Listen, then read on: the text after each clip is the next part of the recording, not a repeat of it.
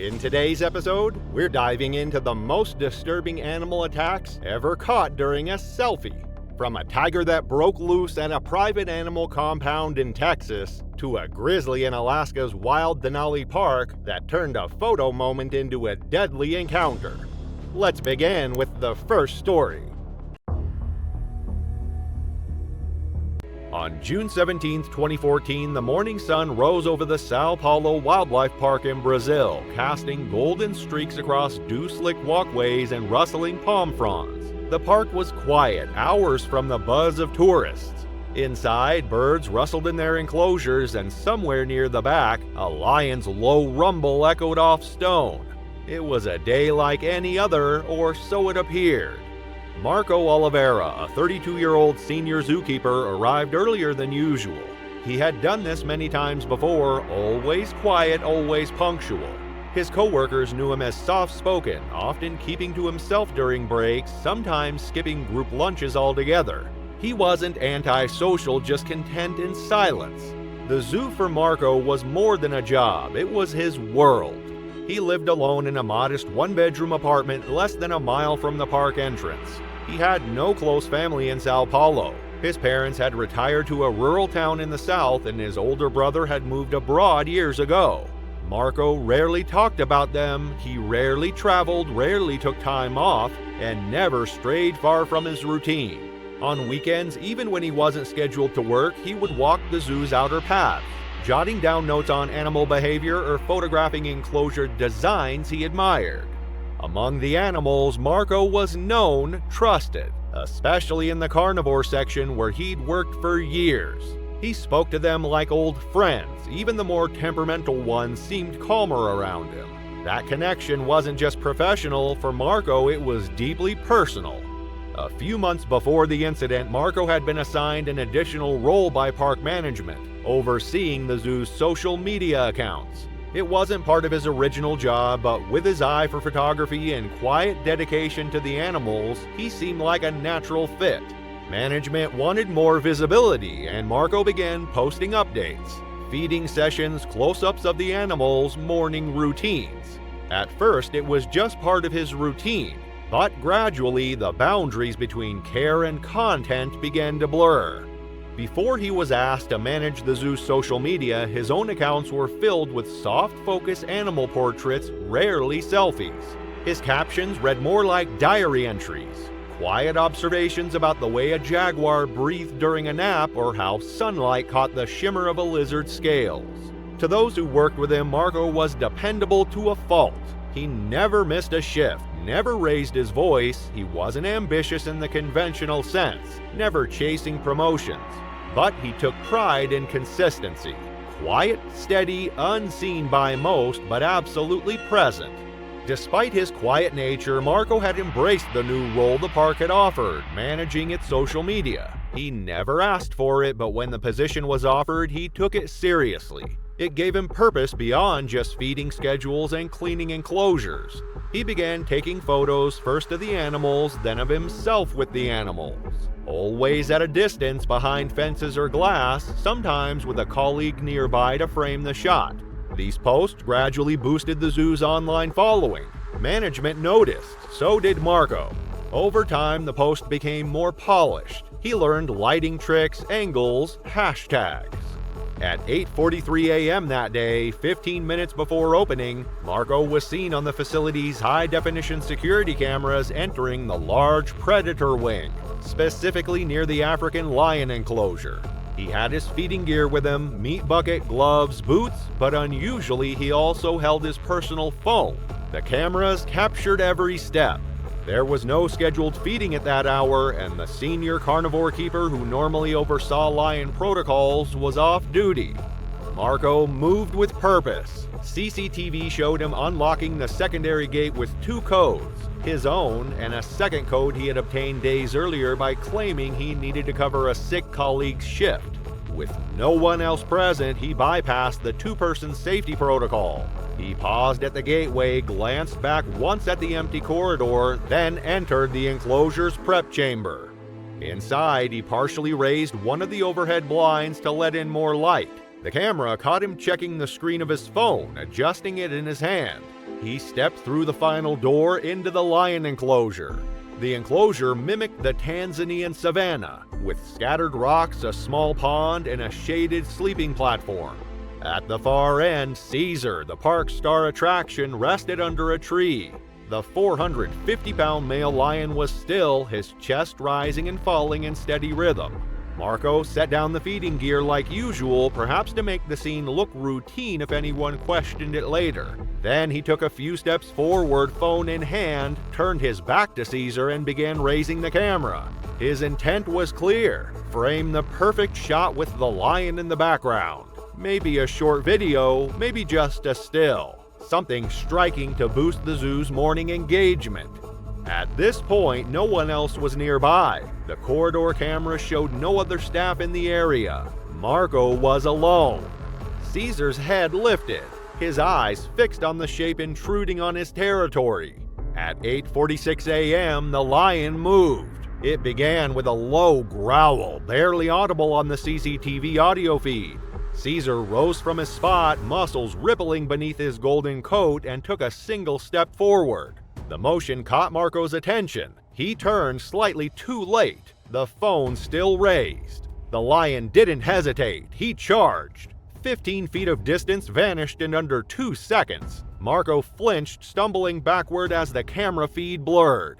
The impact knocked him flat on his back, his phone spinning away into the dirt. A second camera, mounted from a different angle, captured the precise moment Caesar leapt, claws extended, jaws wide. Marco screamed. The first swipe raked across his left shoulder and neck, tearing through fabric and skin. He rolled instinctively, trying to protect his face, but Caesar was on him before he could regain his footing. The lion's massive front paw landed on Marco's ribcage, pinning him down with crushing force. A second later, Caesar sank his teeth into Marco's side, just below the ribcage. Blood pooled instantly. In the corridor, a junior keeper, returning early from a coffee run, heard the distant sounds and turned toward the enclosure hallway. At first, it was just a noise, a thud, then a muffled cry. But the next sound, a frantic, guttural scream, made her drop her cup and run. Inside the enclosure, Marco was struggling, kicking weakly, trying to crawl backward as Caesar dragged him by the leg. The lion clamped down again, this time on Marco's lower back, shaking violently. His screams grew shorter, raspier. One final twist from the lion's neck, then silence. The junior keeper reached the control panel, slammed the emergency alarm, and triggered the lockdown. Within seconds, sirens echoed through the predator ring.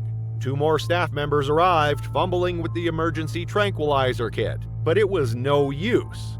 By the time they accessed the secondary gate, Marco's body was still, and Caesar was circling, agitated by the noise, blood staining its jaw. Staff used a loud sound deterrent to force Caesar into the holding pen before entering the enclosure. They pulled Marco out under armed watch, but it was already too late. His body bore deep lacerations across the chest, stomach, and back. His skull had been fractured, his ribs crushed under the weight of Caesar's strike. He was pronounced dead before emergency services even arrived. The Sao Paulo Wildlife Park remained closed for 3 days. Behind the scenes, staff were devastated. Marco had been one of them, quiet, reliable, deeply committed. Grief mixed with confusion as news spread that he had bypassed safety systems he once helped train new staff to follow. The footage left no room for speculation. He had acted alone, deliberately, and fatally outside protocol. In the days that followed, the zoo implemented emergency changes. Biometric scanners replaced code-based access for all predator enclosures, and marketing responsibilities were permanently separated from animal care roles. The lion, Caesar, was not euthanized. Authorities ruled that the animal had reacted as any apex predator would when confronted by a human inside its territory. Nestled in the eastern reaches of India lies Odisha, a land where ancient forests meet modern civilization. For centuries, these dense jungles have harbored secrets and dangers, their paths walked by both holy men seeking enlightenment and predators seeking prey. Here in the dense woodlands of the Nabarangpur district, humans and wildlife maintain an uneasy coexistence, one that would be shattered on a warm evening in May 2018. The Kumar family lived in a modest two-room house on the outskirts of Nabarangpur. Rajesh Kumar, 34, had spent the past decade as a taxi driver, logging endless hours behind the wheel of his aging Tata Indica, a compact car commonly used for transport in India. Its worn exterior and creaking suspension bore the marks of years spent navigating this region's rugged, unpaved roads. Each morning, he would wake before sunrise, kiss his sleeping daughters Anjali and Divya goodbye, and head out in search of fares. His wife Priya would pack him a simple lunch of roti and dal, carefully wrapped in newspaper. They couldn't afford proper containers, but Rajesh never complained. He never imagined that his last early morning with his family would come so soon.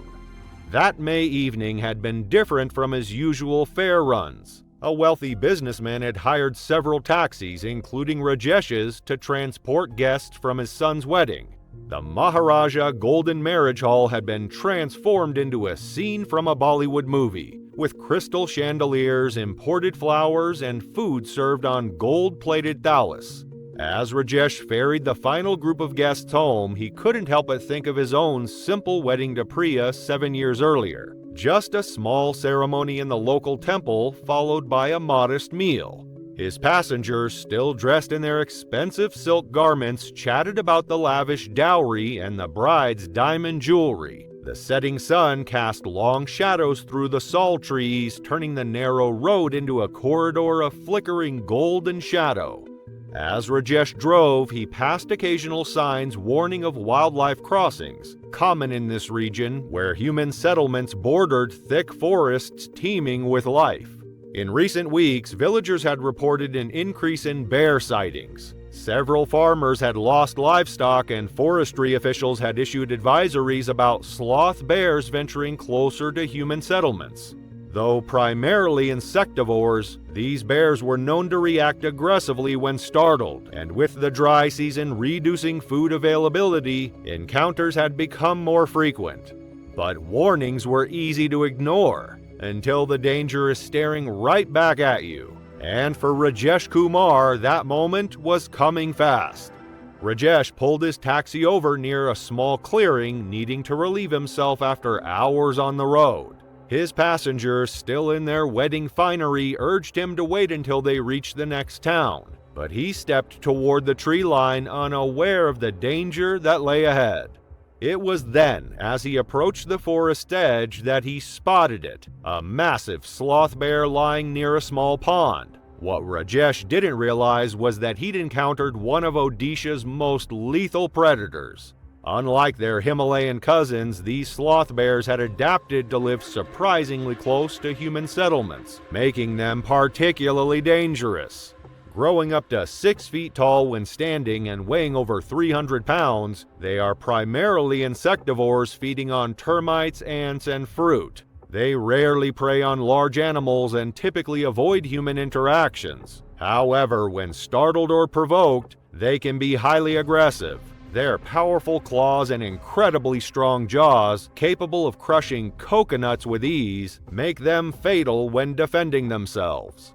His passengers shouted for him to hurry back to the taxi, but something possessed Rajesh at that moment. Driven by the desire to take a selfie with the bear, he pulled out his simple phone and stepped closer, ignoring the desperate warnings from his passengers. The attack was quick and brutal. The bear's 5-inch claws tore through Rajesh's chest and abdomen, while its powerful jaws crushed his shoulder and neck. The force of the bear's bite was strong enough to shatter his collarbone and several ribs. His spine was severed in multiple places as the bear shook him violently, and deep lacerations covered much of his body. The attack lasted less than 2 minutes. But by the time the bear finally released him, Rajesh was already dead. In a remarkable display of nature's complexity, a stray dog that had been sleeping nearby suddenly charged forward, biting at the bear's legs in a desperate attempt to drive it away. The bear, already agitated, turned its fury on the smaller animal, swiping at it with its massive claws. The passengers, still frozen in shock inside the taxi, could do nothing but watch as the brutal attack unfolded. Once the bear moved away from Rajesh to focus on the dog, one of the passengers seized the opportunity to act. They scrambled out of the vehicle and ran back toward the road, flagging down a passing motorcyclist. The rider sped to the nearest village where locals quickly relayed the news to forest officials stationed at the Nabarangpur Wildlife Division. Nearly an hour later, a response team arrived with tranquilizer rifles. The bear was still lingering near the clearing, pacing and occasionally swiping at the now injured stray dog that continued barking from a distance. The officials fired 3 tranquilizer darts into the animal, waiting until it finally collapsed before approaching.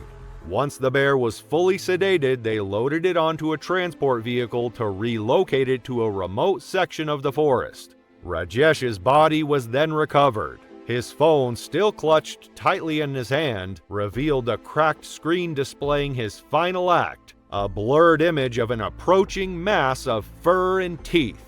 After the bear was subdued with tranquilizer darts, authorities transported it to a remote forested area, far from human settlements. With the immediate danger contained, officials recovered Rajesh's body and documented the scene before informing his family. In the days that followed, the impact of his death rippled through the community. The wealthy family whose wedding guests he had been driving covered his funeral expenses and established a small fund for his daughter's education. His wife Priya took up work as a seamstress despite her ongoing health concerns, now forced to provide for their children alone. The taxi company forgave the remainder of Rajesh's loan, allowing his family to keep their modest home. 1 year later, a small shrine stands quietly at the spot where Rajesh lost his life. A simple stone marker serves as both a tribute and a warning, a reminder of nature's unpredictable power and the irreversible price of a single misstep. To this day, people wonder why Rajesh, a hard-working and responsible father, chose to take that fatal selfie. On August 12, 2019, Sarah and Michael Winscott woke early to the sound of wind moving through the pines outside their rental cabin in West Glacier, Montana. It was their 3rd day in Glacier National Park and the final full day of a trip they'd looked forward to for months. From their home in Seattle, they had planned it as an escape, an anniversary retreat away from the noise of the city and the digital pull of everyday life. Michael, 30, was a software engineer who often sought solitude in nature. Weekdays found him buried in code and system architecture, but weekends were for trails, gear checklists, and long hikes that quieted the mind. Sarah, 28, worked in publishing and had a gentler rhythm. She was reflective and observant with a strong creative streak. What she loved most about the outdoors wasn't the distance covered or elevation gained, but the stillness of it, the way time stretched and softened around trees and mountains. Together, they were grounded. Michael brought order and structure, Sarah brought openness and curiosity. It was the kind of quiet compatibility that revealed itself most clearly out on a trail. They'd spent the day before visiting some of the park's more crowded spots, places with gift shops, overlooked signs, and slow-moving families. Today, they wanted something more personal. They chose the Highline Trail not for its reputation, but for its promise of space, less foot traffic, more silence. It was one of those trails that seemed to unfold with every step, always hinting at something just beyond the bend. By 8:15 a.m., they were already on the move. The trail's early sections offered a mixture of narrow cliffside paths and stretches of shaded forest. The air was cool, still clinging to the remnants of the night. Their conversation was sparse, punctuated by moments of quiet observation. Distant hawks, the rustle of squirrels in the brush, the occasional squeal of a marmot. Occasionally, they'd pause to take in the view or snap a photo. Sarah often carried a compact camera strapped to her backpack, and while she rarely said much while shooting, the slight curve of her mouth revealed how much she enjoyed trying to preserve these passing moments. As the morning stretched on, they moved deeper into the park, away from the popular trailheads. They passed only a handful of other hikers. The sky had cleared and the forest opened up into alpine meadows lined with wildflowers. It felt as if the park belonged to them alone. Around 10:30 a.m., they emerged into a long, open slope of grass and scattered stone. It was quiet, peaceful. Then, about 50 yards ahead, something moved. At first, Sarah thought it might be a bison, but the shape was wrong. Heavier through the shoulders with a sloping back and darker fur.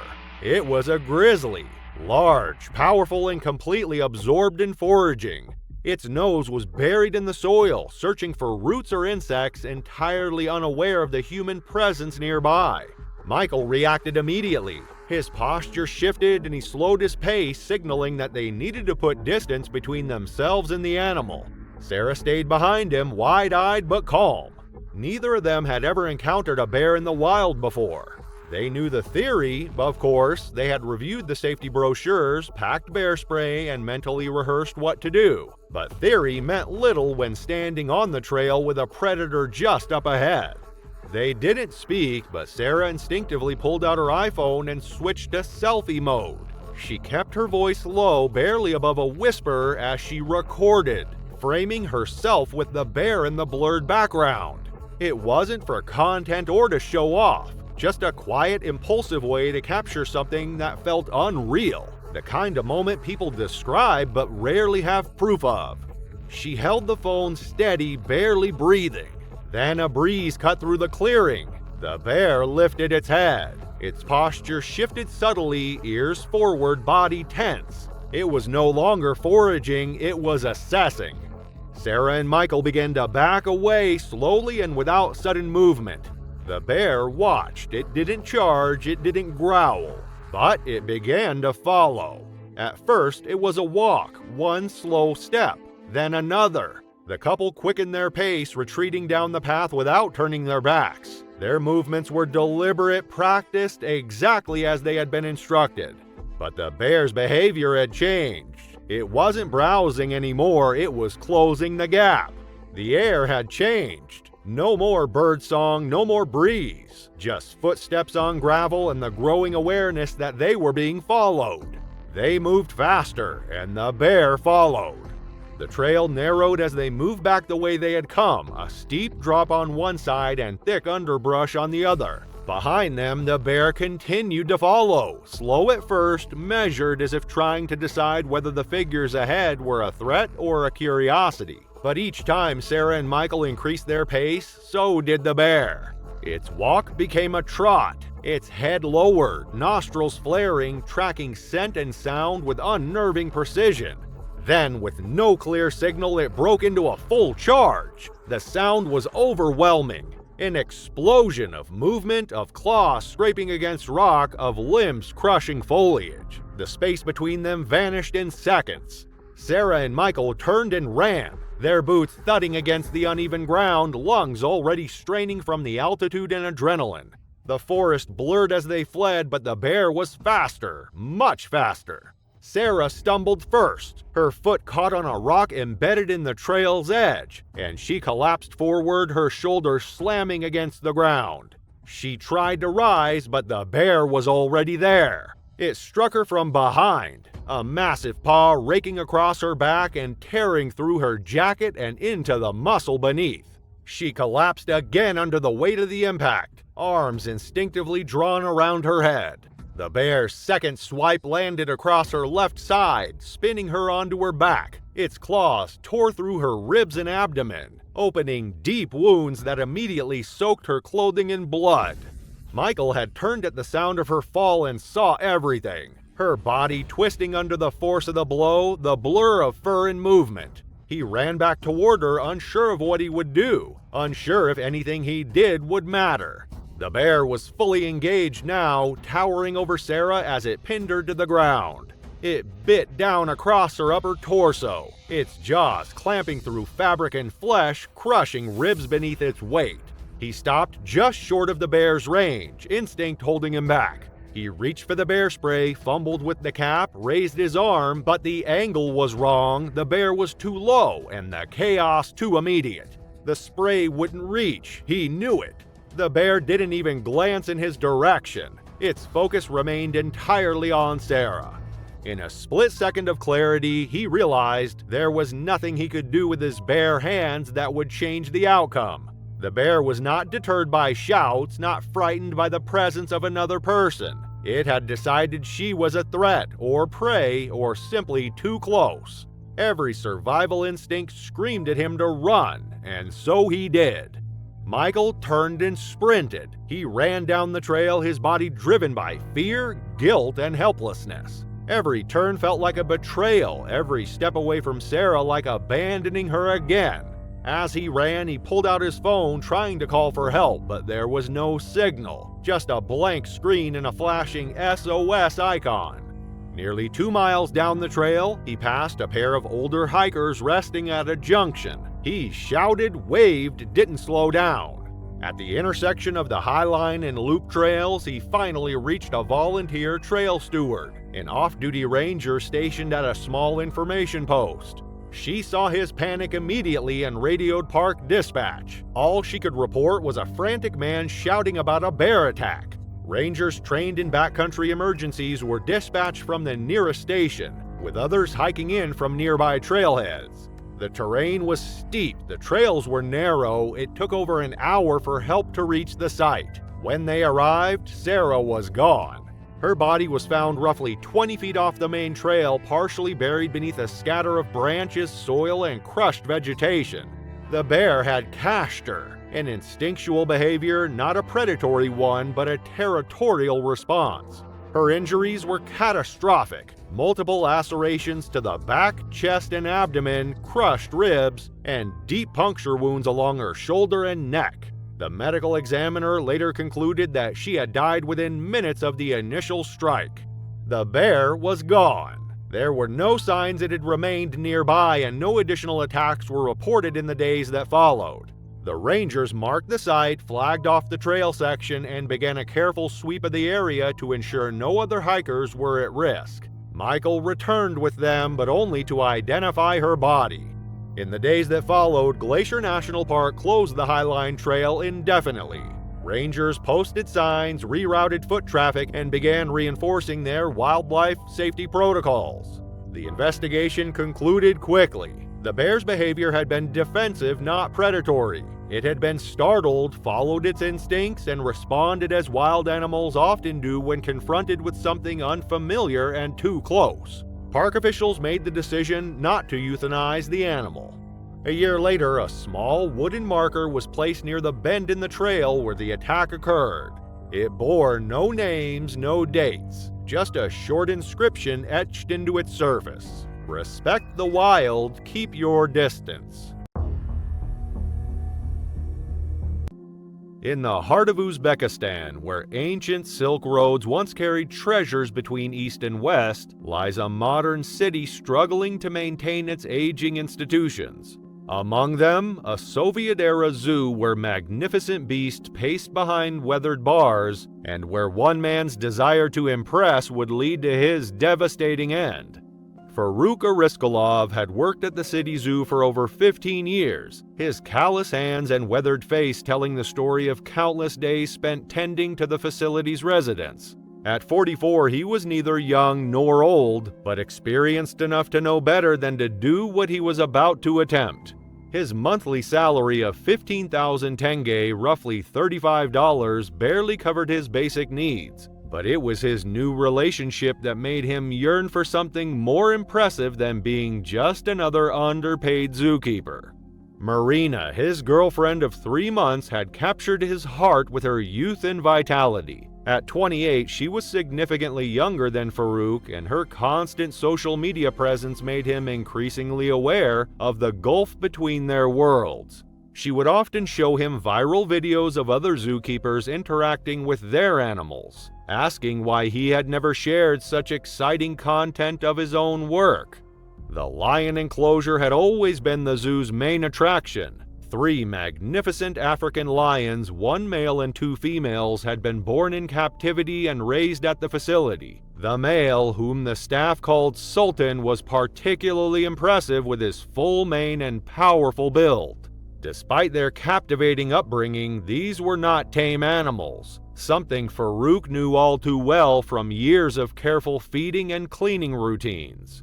On that fateful morning in December 2024, before the zoo opened to the public, Farouk arrived earlier than usual. The sun had barely risen over the Soviet bloc buildings surrounding the zoo, and a light frost still covered the ground. His colleagues would later recall how he had seemed distracted lately, constantly checking his phone and talking about his new relationship.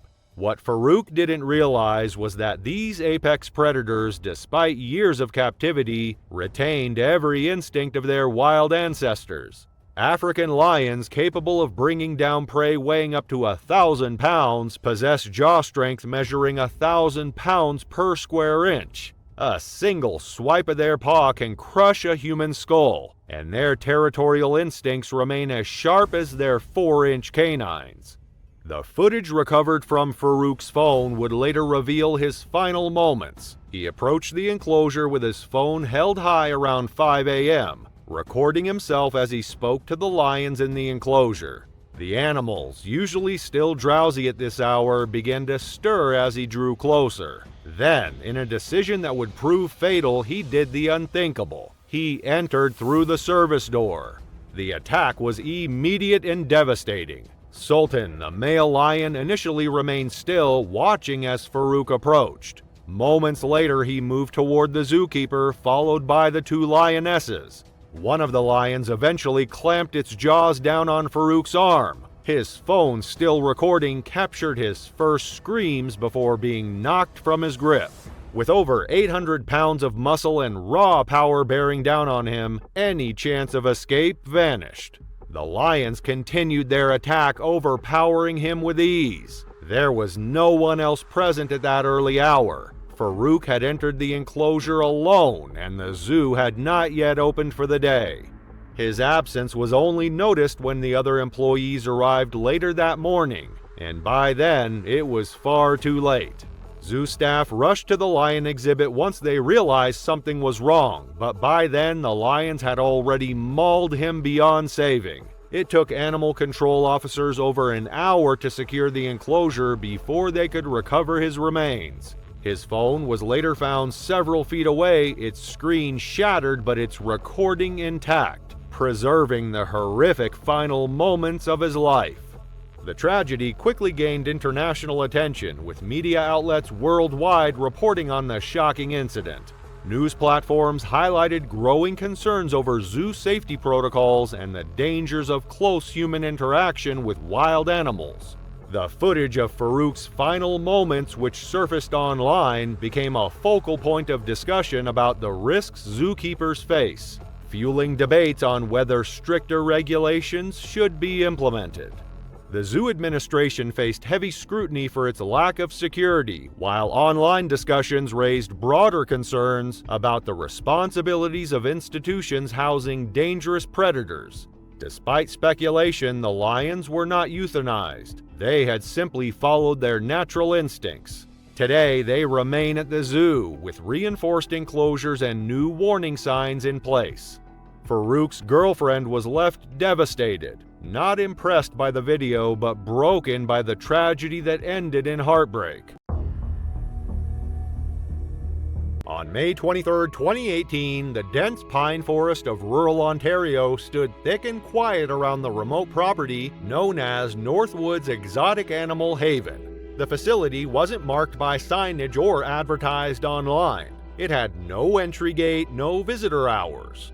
From the outside, it looked like a large estate, but beyond the trees stood cages and the low sounds of pacing animals.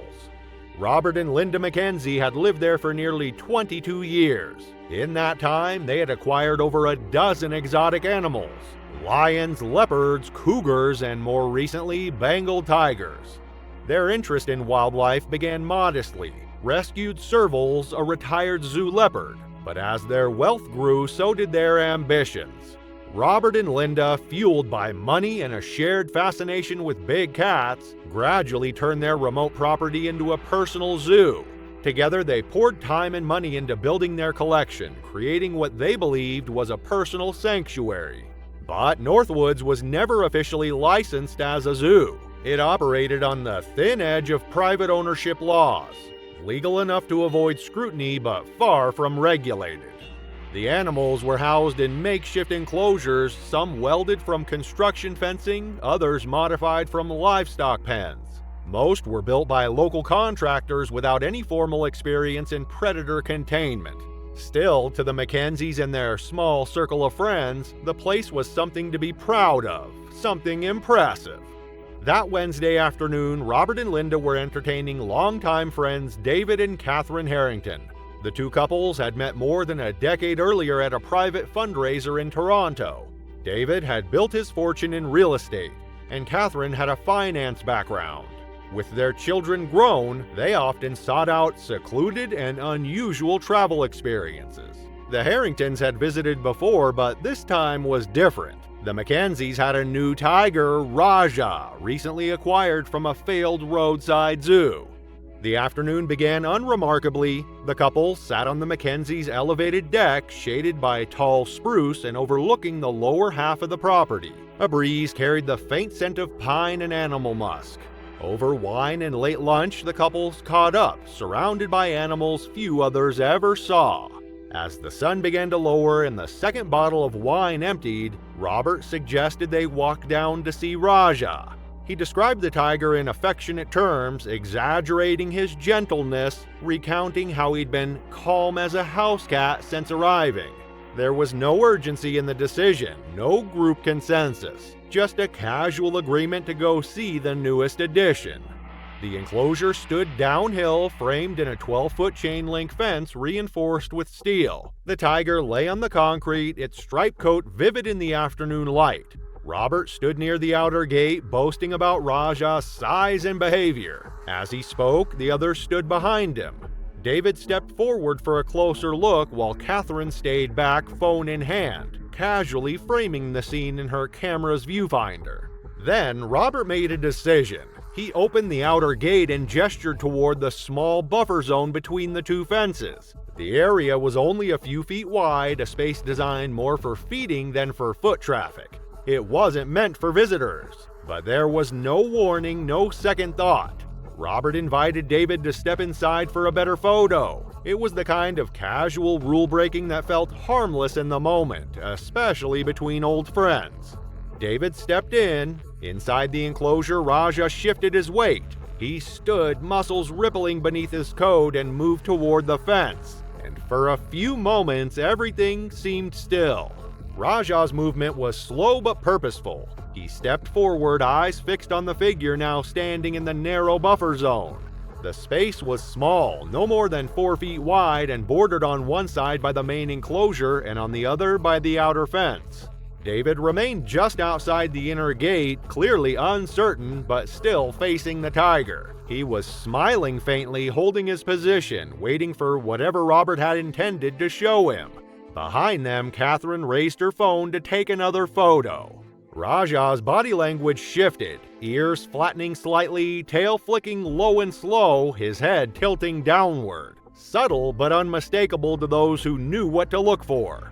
These were not signs of friendliness, they were cues of focus, tension, and a predator's rising engagement. A moment later, the tiger lunged. He didn't roar, there was no dramatic leap. He simply accelerated forward in a short, explosive burst. His paw hit the fence with such force that a weakly fastened seam split open, giving Raja access he should never have had. His paw came through first, claws extended, catching David by the forearm and pulling him violently forward. The impact slammed his shoulder into the fence, pinning him.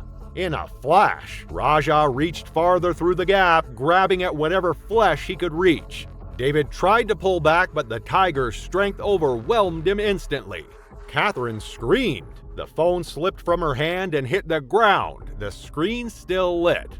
The fence clattered and trembled with every movement as Raja dragged David's upper body against the metal. His jaws clamped down at the gap, finding David's shoulder, then his neck. Blood sprayed across the gravel. David's legs kicked, boots skidding for grip, but he was held in place, partially inside the enclosure, trapped by the tiger's grip. Robert sprinted to the shed and returned with a fire extinguisher and hose, makeshift tools for a disaster already underway. He returned less than a minute later. Catherine was still frozen near the outer gate, hands shaking, voice cracking as she called for help that wouldn't come fast enough. Robert triggered the extinguisher first, spraying a cloud of white powder into the air near Raja's face. The tiger paused, disoriented, but didn't release its hold. Robert followed with the hose, directing a jet of cold water at the animal's eyes. It slowed Raja briefly, but it didn't stop him. Linda called emergency services, struggling to decide their location, unlisted, unmarked, and unfamiliar to dispatchers. The attack lasted just over 4 minutes. During that time, David suffered repeated bites and deep claw lacerations to his chest, shoulder, and neck.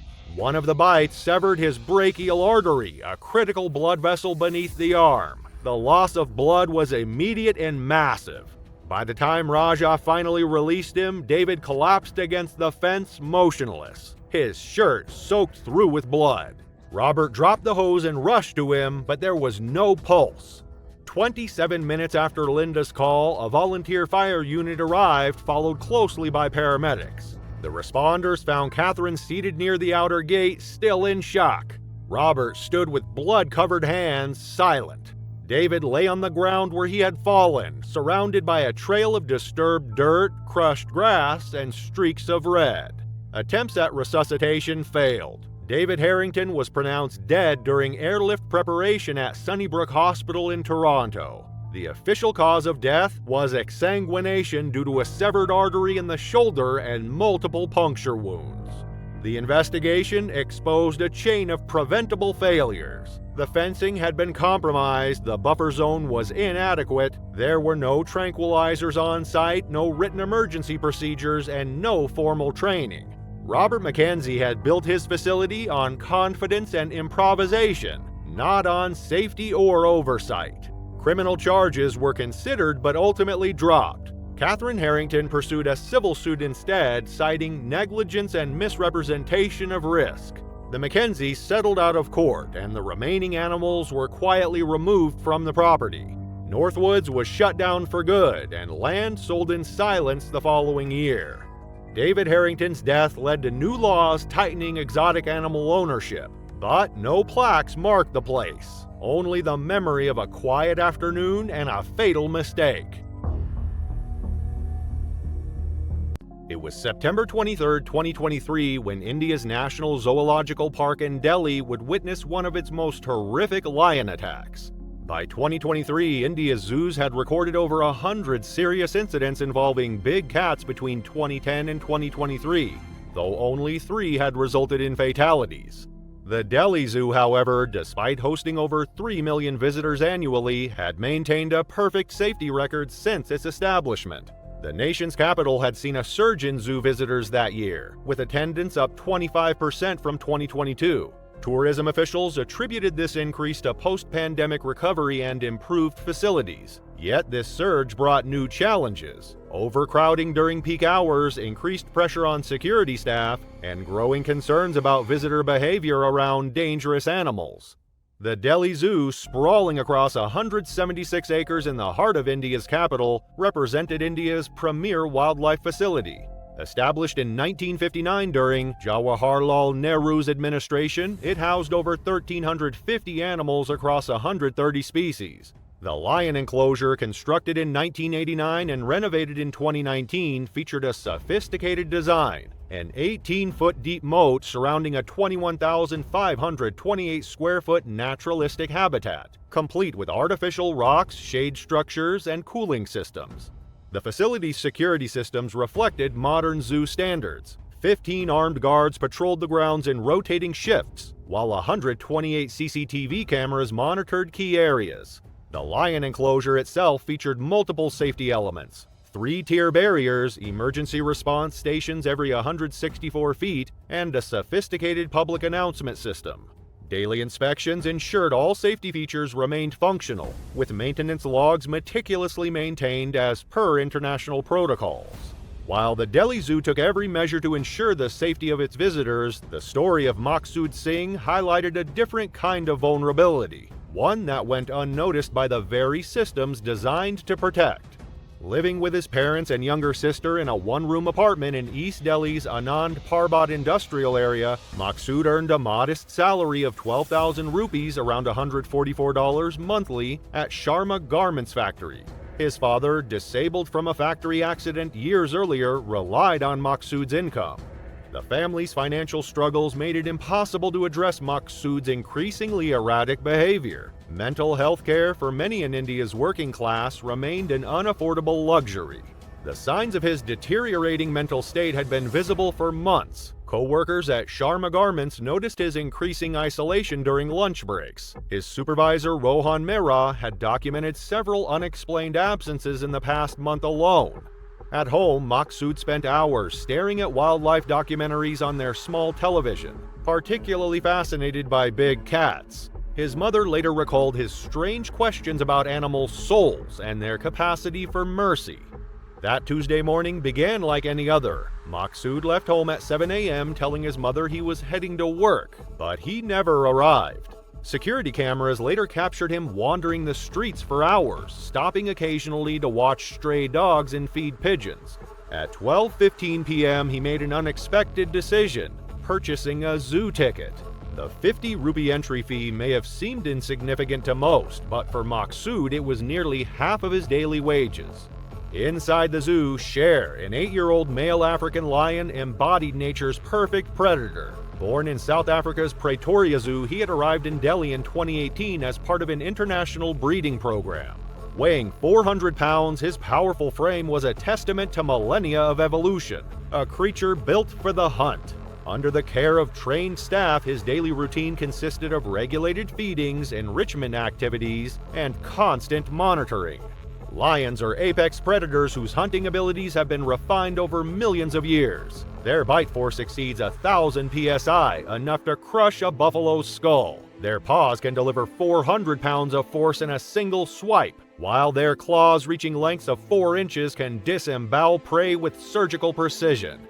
Their night vision is 6 times better than humans, and their roar can be heard up to 5 miles away. Most importantly, despite years in captivity, they retain every predatory instinct of their wild ancestors. Sher's keepers had noted his particular intelligence. He could recognize individual staff members, understood feeding routines, and displayed all the natural behaviors of wild lions. This included territorial patrolling, scent marking, and most critically, the instinct to eliminate any perceived threats to his domain. At precisely 1:05 p.m., while visitors crowded the viewing area, Maqsood began his fatal journey. Security footage captured him methodically removing his shoes and placing them neatly by the first barrier. The enclosure's triple security system had been designed based on international standards: a 3-foot outer fence, a 4-foot warning barrier with anti-climb spikes, and finally the 18-foot moat. Each barrier bore warning signs in 3 languages, with pictorial warnings for illiterate visitors. The viewing area was particularly crowded that afternoon. A school group from South Delhi had just arrived, their blue uniforms dotting the observation deck. Tourist buses had deposited their usual Tuesday crowds, and local families sought refuge from Delhi's bustling streets. Security cameras captured over 200 visitors in the lion enclosure area at the time. What happened next would raise serious questions about mental health awareness in India's working class. Maqsood scaled the first 2 barriers with unsettling calmness, ignoring shouts from nearby visitors and the frantic whistles of security guards. 2 school teachers quickly evacuated their students while other visitors began filming on their phones, a tragic reflection of modern society's response to unfolding disasters. The descent into the moat took exactly 27 seconds according to security footage. Several visitors later reported that Maqsood appeared to be mumbling to himself, his movements deliberate and almost ritualistic. Head security guard Prakash Verma, stationed about 300 feet away, immediately activated the emergency protocol, but the distance proved too great to intervene in time. Maksud, still fixated on the lion, pulled out his phone. His behavior had become erratic in the days leading up to this moment, and this was the culmination of his growing instability. With little regard for the danger, he stepped closer to the lion's enclosure, deciding to snap a selfie with the wild predator. Ignoring the signs of the lion's territorial behavior and the increasing shouts from visitors to stay away, Maksud's thoughts seemed consumed with the idea of capturing the moment on his phone. The attack unfolded with terrifying efficiency. Cher, who had been resting near his artificial waterfall, noticed the intrusion immediately. His transformation from relaxed zoo resident to apex predator was instant. Ears flattened, muscles tensed, tail dropped into hunting position. The lion's behavior followed textbook predatory patterns, exactly as his wild counterparts would react to an intruder. The crowd's reaction created chaos. Hundreds of visitors began screaming and throwing whatever they could find. Water bottles, food items, even shoes, trying desperately to distract the lion. Zoo staff, led by head keeper Arvind Rathore, rushed to the scene with fire extinguishers and emergency flares, but they were helplessly far from where the events were unfolding. Cher covered the 98-foot distance in less than 3 seconds, his muscular body launching forward with explosive power. The initial impact knocked Maksud backward, the lion's 400-pound frame hitting him with the force of a small car. What followed was a display of nature's unrestrained fury that would haunt witnesses for years. The lion's first bite, targeting Maksud's neck, a natural lion hunting instinct, delivered over 1,000 psi of crushing force. The massive paws, each equipped with retractable claws designed for gripping prey, pinned Maksud to the ground. Emergency response teams, arriving just 10 minutes after Maksud began his climb into the enclosure at 1:15 p.m., could only watch as the lion dragged his victim toward the concrete den, following an instinct perfected over millions of years of evolution. The recovery operation finally began at 2:30 p.m. after obtaining necessary permissions from wildlife authorities. Dr. Sunil Verma, the zoo's chief veterinarian, led a team of 6 specialists in the delicate task of sedating Cher. The process required extreme precision. Too little sedative would leave the lion dangerous. Too much could prove fatal to the valuable breeding animal. The operation itself took about 90 minutes. 2 darts containing ketamine and xylazine, carefully measured for Cher's body weight, were required before the lion was sufficiently sedated. Once the sedatives took effect, the team waited an additional 15 minutes to ensure Cher was deeply unconscious and stable, following big cat handling protocols before entering the enclosure. The investigation revealed that Maksud died almost instantly from the first bite, with crushed cervical vertebrae, trauma from the impact, and deep claw wounds.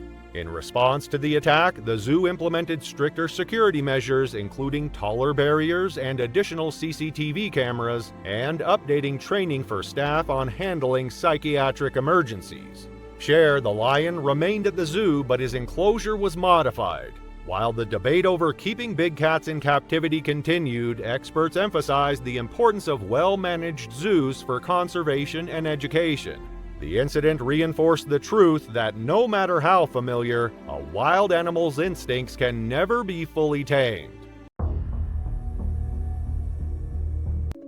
On August 20th, 2012, Leela Rodriguez and Ethan Cruz eagerly boarded the Spitsbergen to Victoria cruise, setting off on what was meant to be the trip of a lifetime.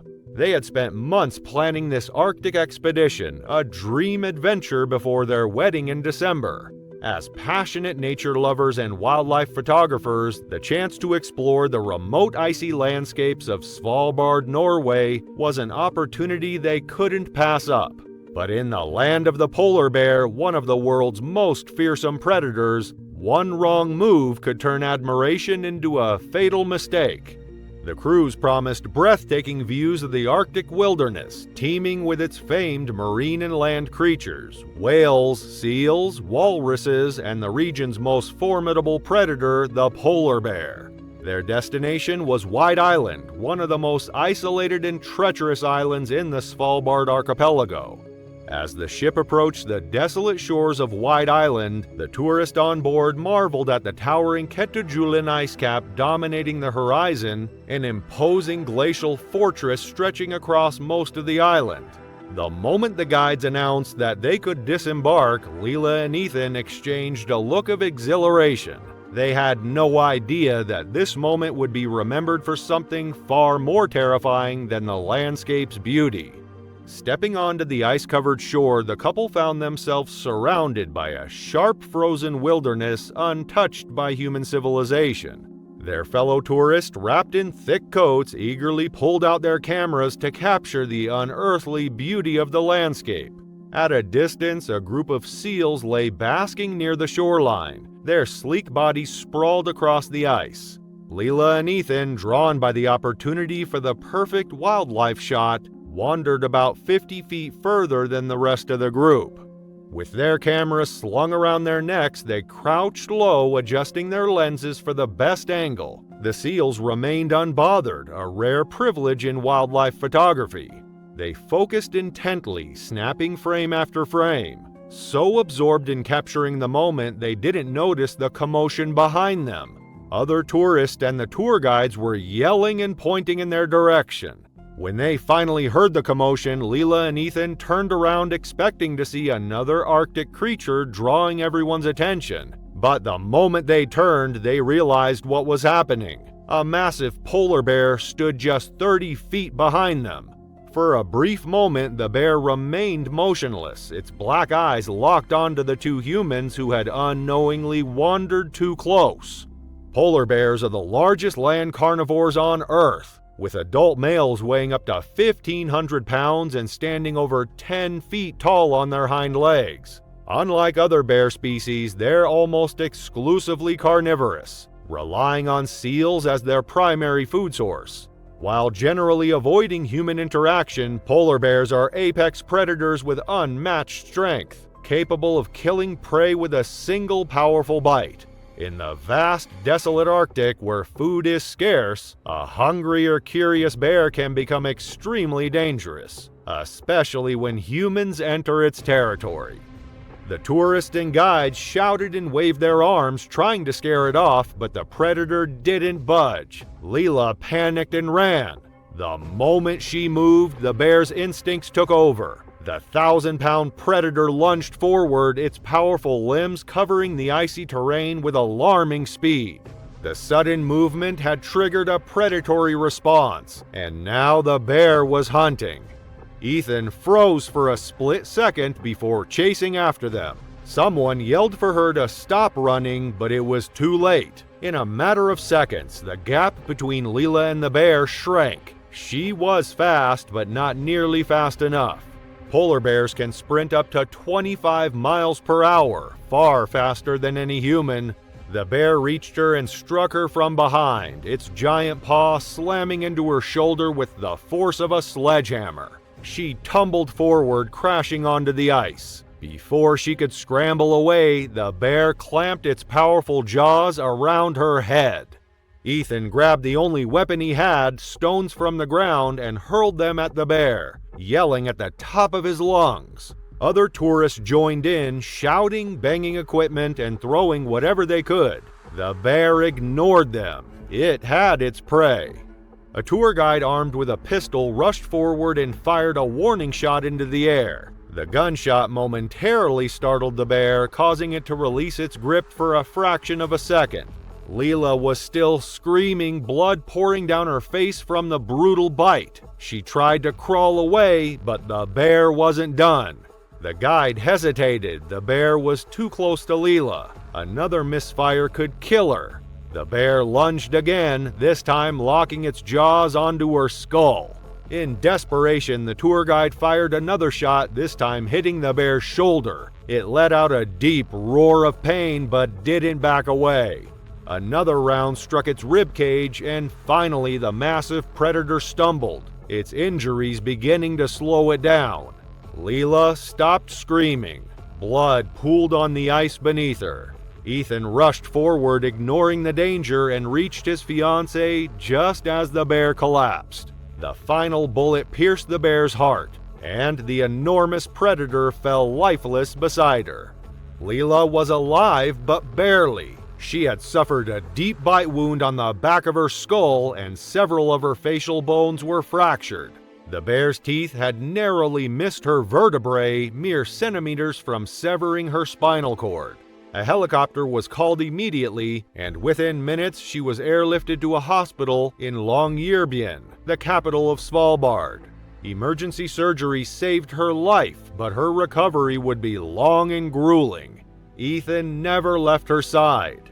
A few weeks later, Leela spoke to the media about the attack. She didn't blame the bear, but told an interviewer that the bear was only doing what instinct compelled it to do. She admitted, however, that she would never return to the Arctic.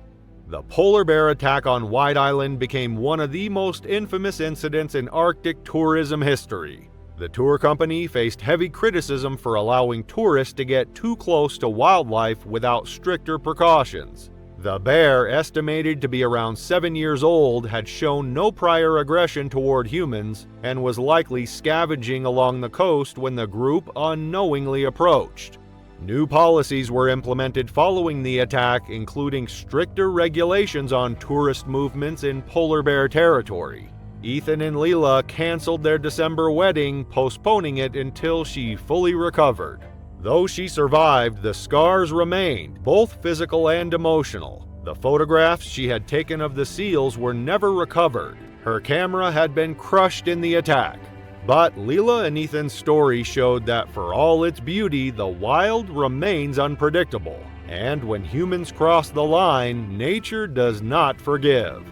Leela Rodriguez and Ethan Cruz were surrounded by people who acted quickly, trying to protect them during the terrifying polar bear attack. But it raises the question, was it enough? Could more have been done by those watching to prevent the tragedy? It was July 15, 2014, when a private exotic animal collection outside Houston, Texas, would become the scene of one of America's most horrific tiger attacks. For Jessica Martinez and her best friend Amy Chen, both 23, what started as an exciting weekend adventure would end in unimaginable tragedy. Private exotic animal collections had exploded across Texas in the early 2000s. By 2014, the state housed more tigers in private hands than existed in the wild in India. Over 3,000 big cats living in backyards, private compounds, and self-proclaimed sanctuaries. Loose regulations and wealthy enthusiasts had created a dangerous combination that wildlife experts had been warning about for years.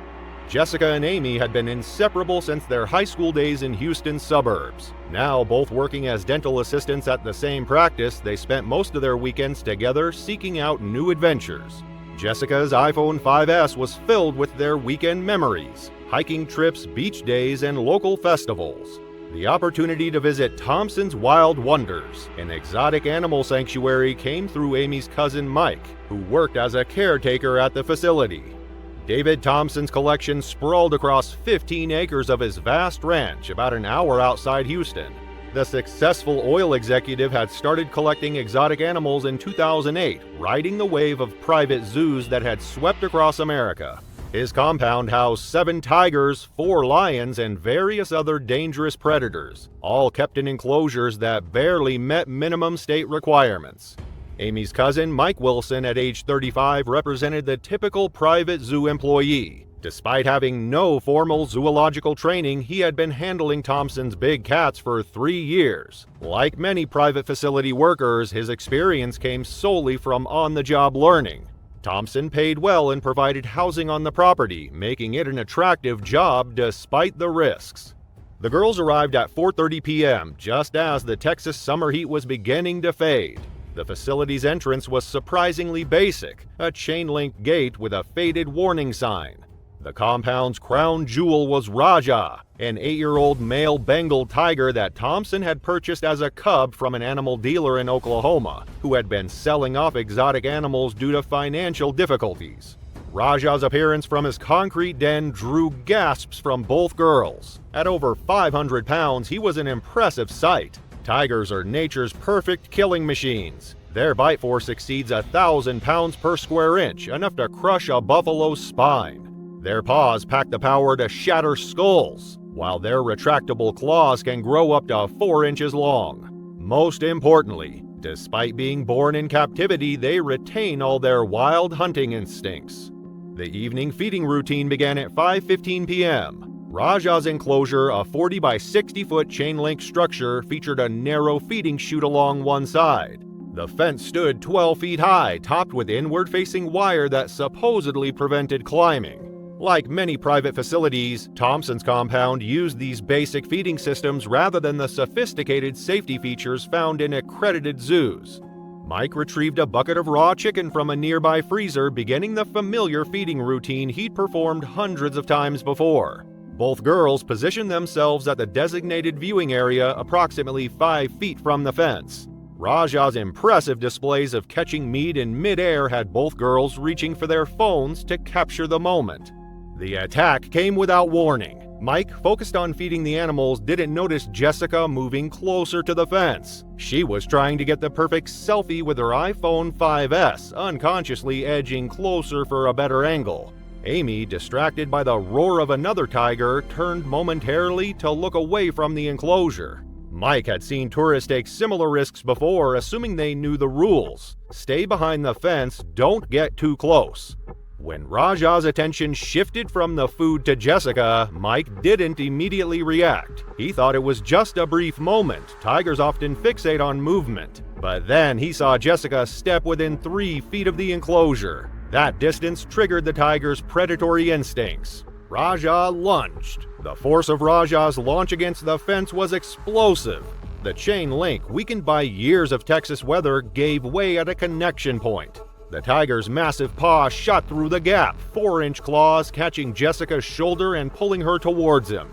The fence continued to fail as Raja forced his head and shoulders through the widening hole. The attack lasted mere seconds, but was devastatingly effective.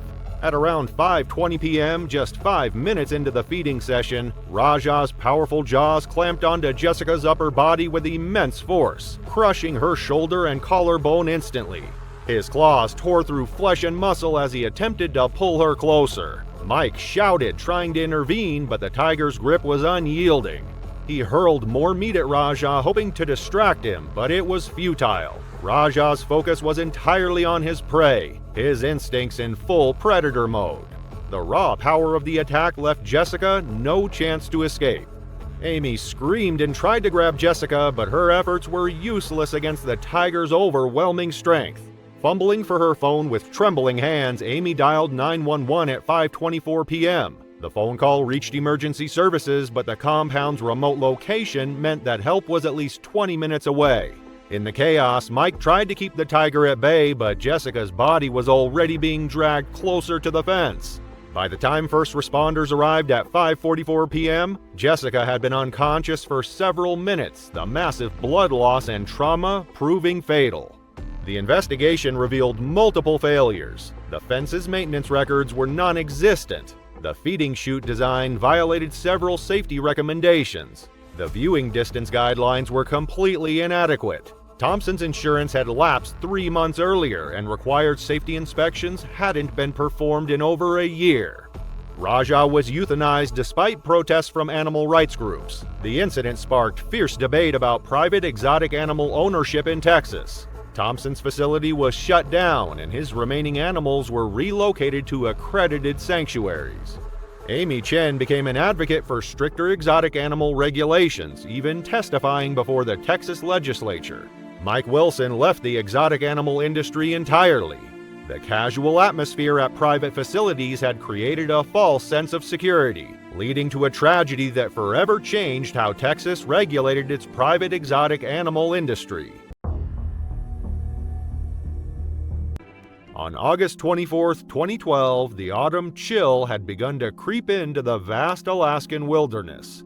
In the heart of Denali National Park, where the untamed beauty of North America remained as it had for millennia, Richard White was setting up camp. He had spent decades behind the lens, chasing the fleeting moments of nature's raw elegance.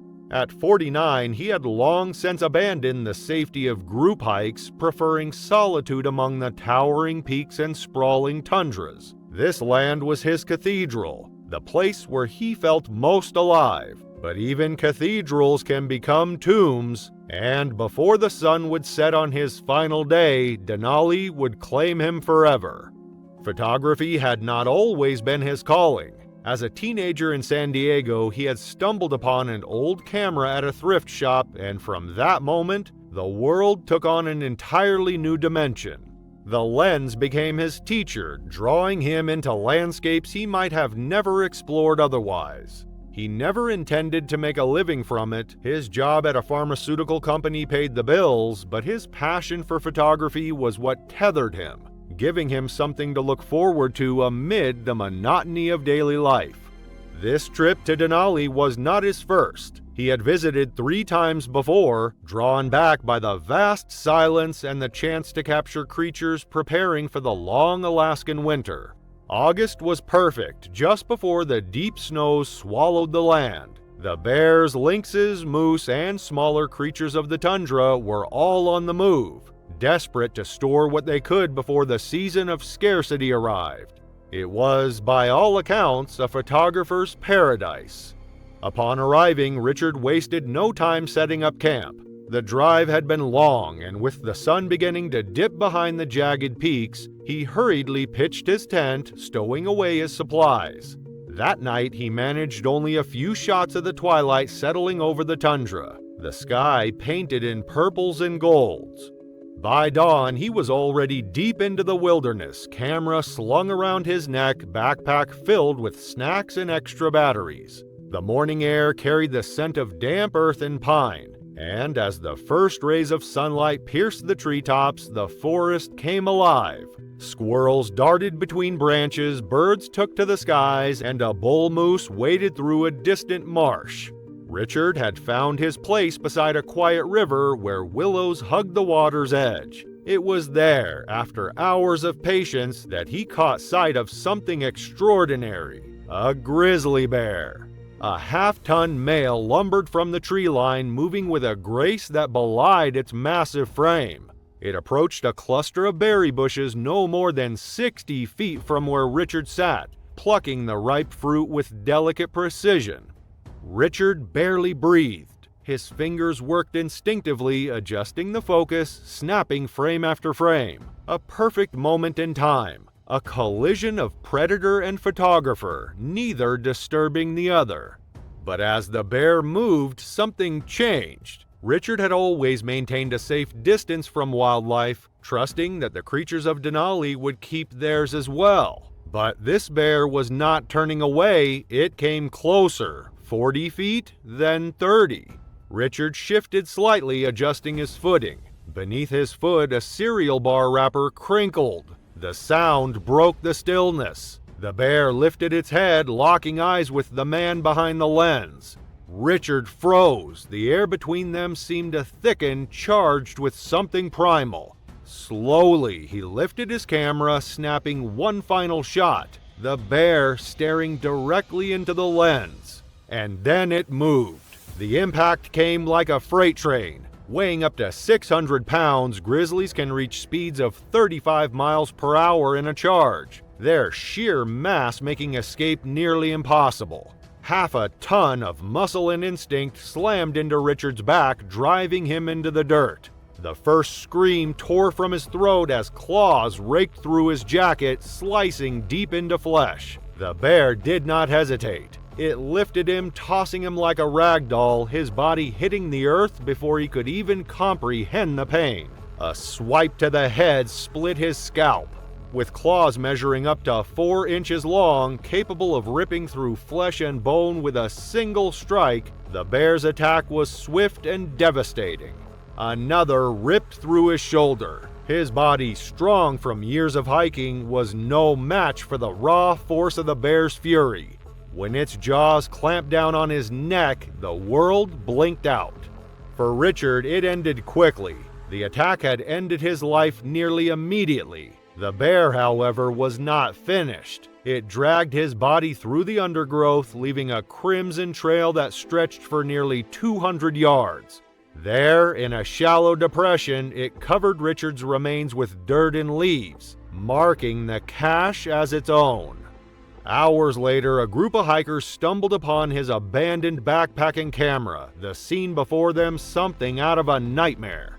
They ran the 3 miles to the nearest station, and by nightfall, rangers had deployed helicopters and search teams. They followed the blood.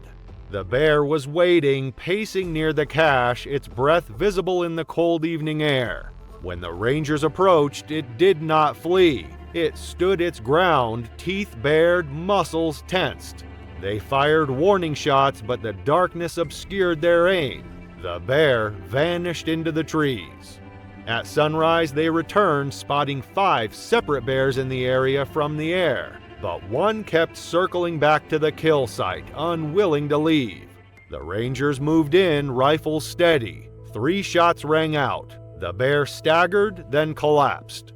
Richard's final images were never released to the public, but for those who saw them, they told a story of the terrifying power of nature, a reminder that even the most seasoned among us can miscalculate the thin line between awe and danger. Richard White had spent a lifetime capturing the beauty of the wilderness, and in the end, it was that wilderness that took him. In the vast wilderness of Alaska, Katmai National Park stands as one of nature's most impressive sanctuaries. Spanning over 4 million acres, this pristine landscape is where volcanic forces meet glacial valleys, creating an ecosystem unlike anywhere else in North America. The park's crown jewel, Brooks Falls, draws thousands of visitors each year who come to witness one of nature's most spectacular displays: bears fishing for salmon in the rushing waters. Ethan Carter was a 26-year-old office worker from Portland, Oregon. After 3 years working as an account manager at a local insurance firm, he had finally saved enough for his dream Alaska trip. Living in a modest apartment and driving the same used Honda Civic he'd had since college, Ethan spent his weekends taking casual hikes in Oregon's state parks, though he had no serious outdoor experience. The trip to Alaska had been a year in planning, not because of any particular expertise, but because Ethan wanted to make the most of his limited vacation time. He convinced 3 friends from his apartment complex, Mike Thompson, Chris Rodriguez, and James Chen, to join him. Like Ethan, they were regular guys with regular jobs. Mike worked in IT, Chris was a high school teacher, and James managed a local restaurant. The group arrived in Alaska on September 3, 2018. They spent their first few days exploring Denali National Park, staying in basic lodges and taking guided bus tours. None of them had any experience with true wilderness or dangerous wildlife. Their knowledge of bears came primarily from nature documentaries and basic safety pamphlets provided by the parks. On September 8th, they arrived at Katmai National Park. The weather was unusually clear for September, with temperatures hovering around 65 degrees Fahrenheit and visibility extending for miles. The pristine conditions meant that Brooks Falls would be especially active with both bears and tourists. The morning began like any other at Brooks Falls. Park rangers conducted their daily briefings, warning visitors about maintaining safe distances from wildlife. The viewing platforms were already filling up with tourists by 10 a.m., their cameras aimed at the falls where several bears fished in the rushing waters. By early afternoon, the main viewing platform had become crowded with wildlife photographers. Their expensive equipment, telephoto lenses longer than a man's arm, and camera bodies worth thousands of dollars, captured stunning close-ups of the bears while maintaining a safe distance. Among the bears they photographed was bear number 856, a dominant male who had ruled these waters for nearly a decade. Ethan and his friends arrived at the platform around 2:30 p.m., squeezing through the crowd of serious photographers. The group watched with amusement as the photographers discussed technical details and compared their elaborate equipment. Ethan pulled out his iPhone, holding it up mockingly next to a photographer's massive telephoto lens. Mike and James joined in the joking, laughing about how these photographers needed such expensive gear to take pictures of bears that were right there in front of them. Only Chris seemed uncomfortable with their attitude, having actually read through the park's safety materials during their trip planning. He understood that the expensive equipment wasn't just about getting better pictures. It was about maintaining a safe distance from deadly predators. The casual attitude that had developed during their trip had stripped away any real sense of danger. After days of viewing wildlife from bushes and platforms, the bears had become just another tourist attraction in their minds, like animals in a zoo rather than powerful predators in their natural habitat. As they watched bear number 856 fishing in the falls, the group's playful mockery of the photographers escalated. Mike suggested they could get better photos with their phones than these professionals with their expensive gear. James added that all those fancy cameras were probably just for show. Their jokes and casual attitude fed into Ethan's growing confidence. Brown bears like number 856 are perfectly evolved killing machines. Their massive bodies, weighing up to 1,500 pounds, contain layers of muscles that can generate explosive force. A single swipe from their forearm can decapitate a moose, while their jaws can crush bones with over 1,200 pounds of pressure per square inch. Despite their enormous size, these bears can sprint at speeds reaching 35 miles per hour, faster than any Olympic sprinter. Bear number 856 was particularly impressive, even by Katmai standards. At 1,200 pounds, he had established complete dominance over the prime fishing spots at Brook Falls. Rangers had documented his unusual aggression toward both other bears and any perceived intrusions into his territory. His massive frame carried scars from countless battles, testament to years of violent encounters that had earned him his position at the top of the hierarchy. Spotting what appeared to be a clear path down to the water's edge, Ethan made his fatal decision. He pointed out how he could get a better angle than anyone else on the platform. Chris immediately protested, reminding them about the morning's safety briefing and the multiple warning signs. But his concerns were dismissed with more laughter and jokes. The casual nature of Ethan's decision made it all the more tragic. There was no grand purpose, no professional photography goal, just a young man's impulsive desire to prove he could get closer than others, spurred on by friendly banter and a complete misunderstanding of the danger. As Ethan climbed over the safety railing, Chris made one final attempt to stop him. His voice was tense with genuine concern, but Mike and James were still treating it as a joke, even encouraging Ethan to get closer for a better shot. The other photographers on the platform began noticing the commotion, some shaking their heads in disbelief, others frantically trying to signal the nearby rangers. Ethan walked confidently toward the water's edge, holding his iPhone up as he moved. The 50-yard safety distance established by decades of research and countless bear encounters rapidly diminished. 40 yards, then 30, then just 25 yards from where bear number 856 was fishing. The massive predator noticed the intrusion immediately. The attack unfolded with terrifying speed. Bear number 856 exploded from his fishing spot, covering the distance to Ethan in mere seconds. The bear's charge was silent, no roar, no warning growl, just 1,200 pounds of muscle and fury moving with lethal purpose. Ethan only managed to turn halfway before the first impact. The initial strike came from the bear's left paw, its 4-inch claws tearing through Ethan's jacket and into his back. The force knocked him face first into the ground, driving the air from his lungs. Before he could even process what was happening, the bear's massive jaws clamped down on his right thigh. The bite force of a brown bear exceeds that of a lion or tiger, and bear number 856 demonstrated this power with devastating effect. His teeth crushed through muscle, sinew, and bone like they were paper. The bear's bite severed Ethan's femoral artery instantly, starting a deadly countdown that would end in minutes without immediate medical intervention.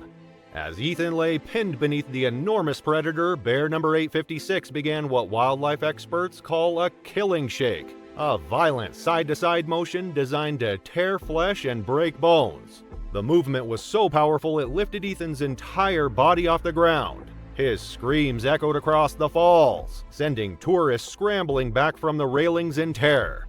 Mike and James stood frozen in shock, while Chris collapsed to his knees, overwhelmed by the horror unfolding before them.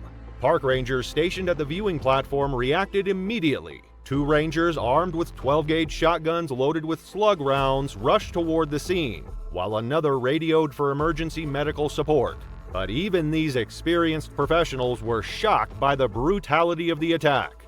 The bear released its grip on Ethan's leg only to clamp down on his shoulder, its teeth easily puncturing through his collarbone and into his chest cavity. Each bite delivered over 1,200 pounds of pressure per square inch, crushing bones and rupturing internal organs. Blood soaked the ground beneath Ethan's body as bear number 856 continued its assault. Rangers fired warning shots into the air trying to frighten the bear away without risking hitting Ethan. The massive predator paused momentarily, lifting its blood-covered muzzle to assess this new threat. This brief interruption allowed the Rangers to see the full extent of Ethan's injuries. His body lay twisted and broken, with massive wounds visible across his torso and limbs. After what seemed like an eternity but was actually less than 2 minutes, bear number 856 finally retreated, leaving Ethan motionless on the blood-soaked ground. The Rangers rushed forward, their medical training telling them that every second counted. But the damage was catastrophic. Ethan had lost too much blood, and his internal injuries were too severe. Despite immediate medical attention and a desperate attempt to stabilize him for helicopter evacuation, Ethan Carter was pronounced dead at 5:47 p.m.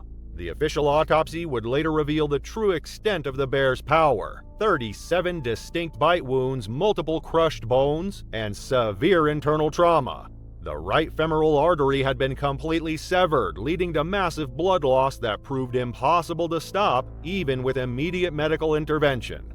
Park officials immediately closed Brook Falls to visitors, evacuating hundreds of tourists from the viewing platforms and surrounding trails. The closure lasted 3 days while investigators documented the scene and assessed safety protocols. This marked only the second fatal bear attack in Katmai's history, the first occurring in 1965 when a park employee surprised a mother bear with cubs.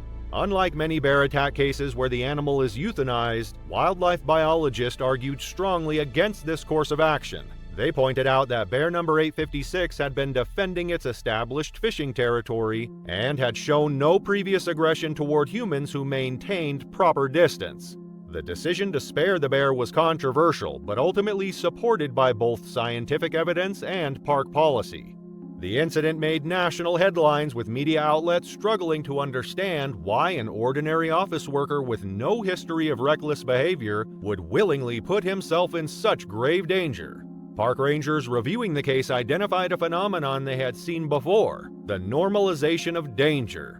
Days spent watching bears from a safe distance had gradually eroded Ethan's natural fear of these apex predators. The casual atmosphere among his friends and their jokes about professional photographers created a false sense of security, leading to a deadly mistake. Thanks for watching this compilation. Not done watching yet? Click on the next video right now.